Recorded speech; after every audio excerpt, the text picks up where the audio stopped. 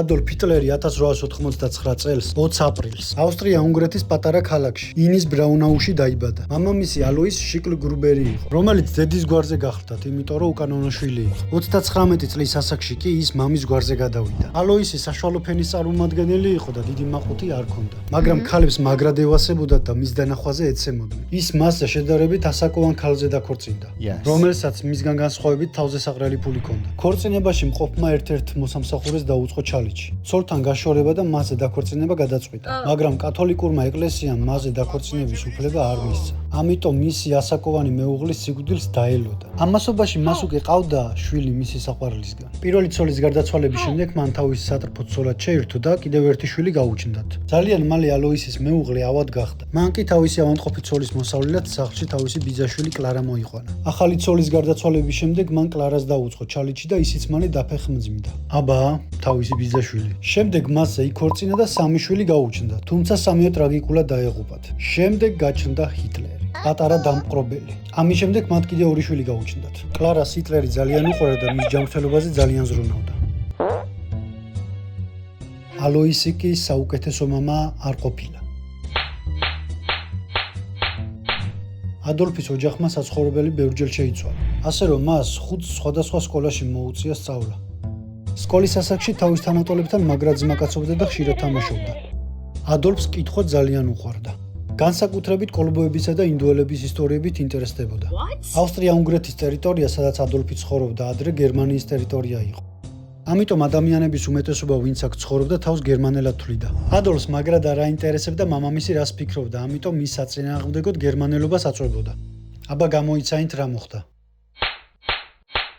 ამასობაში ოჯახის ტრაგედია გაგრძელდა და ჰიტლერის უმცროსი ძმა ედმუნდი გარდაიცვალა. ადოლფი შეიცვალა. ძალიან უცნაურად იქცეოდა. ზოგჯერ ხეებს ესაუბრებოდა ან სასაფლაოსთან იწოდა წასუყურებდა. ამის გამო მას თანატოლები ხშირად დასცინოდნენ. ამიტომ სწავლა დაიკიდა და ხატვა დაიწყო. და მამამისმა როცა უთხრა ჩემო ვაჟკაცო, ჩემ გზას უნდა დაადგეო. მაგრამ ჰიტლერმა უპასუხა: არა მამა, მე მხატვარი უნდა გამოვიდეო. ამ ფაქტმა მამამისი ძალიან გააბრაზა. და ბოლოს იფიქრა, ამის გამოსწორება მაინც არ იქნება და ჯანდაბამდეც გზა ქონიაო. ალოისი მალევე გარდაიცვალა. ადოლფი ამ დროს სკოლას ამთავრებდა. თავისი წარმატება მან ქუჩაში ფორთხიალით და ლოთობით განაგრძო.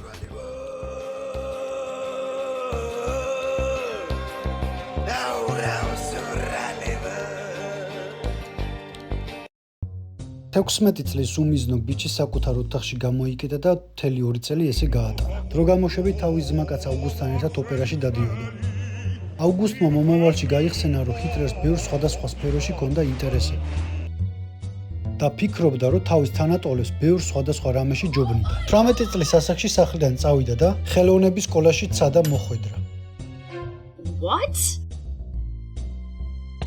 მალევე სახლში დაბრუნდა. დედამისი ძალიან ცუდად იყო. ექიმიც დიდი მედებს ვერ აძლევდა და ის მალე გარდაიცვალა. ექიმმა მოგვიანებით თქვა, რომ ცხოვრებაში არავინ უნახავს ასეთი მგლოვიარე და მოწყენილი. შემდეგ ის ვენაში წავიდა და ცდილობდა თანამოაზრეები შეეკრიბა ხელოვნების სფეროში, მაგრამ ეს ვერ მოახერხა. ადოლფი მარტო დარჩა და ქუჩაში მოუწია ცხოვრება. რამდენიმე წელი უსახლკაროთა თავშესაფარში გაატარა. ქუჩაში თავისი ნახატებით ცდილობდა რამეს მიეღწია, მაგრამ არაფერი გამოსდიოდა. ვენაში ჰიტლერის ყოფნის დროს ქალაქი იყო რელიგიური და რასობრივი სრულწმენების კერა. ფართოდ იყო გავრცელებული აღმოსავლელი მიგრანტების მიერ დაპყრობის შიში. ასევე ფართოდ იყო გავრცელებული გერმანული ნაციონალიზმი ჰიტლერის საცხოვრებელ რაიონში. იმ დროში ვენაში მოღვაწე ნაციონალისტმა თავისი პანგერმანული, ანტისემიტური, ანტისლავური და ანტიკათოლიკური იდეებით დიდი გავლენა იქონია ადოლფ ჰიტლერზე. სავალდებულო სამხედრო სამსახურის თავიდან ასაცილებლად გერმანიაში გადავიდა საცხოვრებლად, სადაც მომდევნო 1 წელი ქუჩაში გაატარა. მანამ სანამ რაღაც დიდი მოხდებოდა. 1914 წელს პირველი მსოფლიო ომი დაიწყო. ჰიტლერი გერმანიის არმიის რიგებში მოხალისედ ჩაეწერა.